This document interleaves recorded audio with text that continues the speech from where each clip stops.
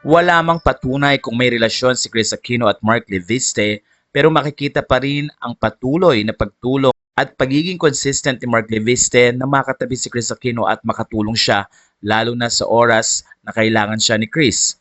Wala mang label siguro ang relationship ng dalawa pero nananatili silang close at mabuting kaibigan. Kaya naman sa isang post ay ipinakita ni Mark Leviste ang kanyang pagdalaw sa puntod ng dating presidente na si Cory Aquino upang i-celebrate ang 91st birthday nito. Ilang mga photos ang binahagi ni Mark Leviste at doon nga ay nakasama rin ni Mark ang mga kapatid ni Chris Aquino. Sa puntong ito ay bumilib ang maraming netizen sa pagiging matapat at very close nga ni Mark Leviste sa pamilya Aquino. Narito ang comment ng ilang mga netizen.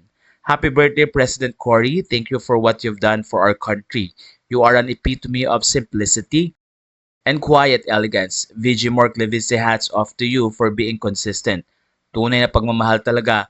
Thanks for giving honor to a true leader we truly admire. Dagdag pa ng mga netizen, bilib na bilib sila sa pagiging maayos ni Mark Leviste at talaga namang kahit hirap at ilang beses na nga siyang dininay at binrake ni Chris, patuloy pa rin ang pagpapakita ni Mark Leviste ng interes at paggalang sa pamilya Aquino. Dagdag pa ng ilang netizen, hanga naman po ako sa iyo kasi nakikita ko pagmamahal mo kay Miss Chris.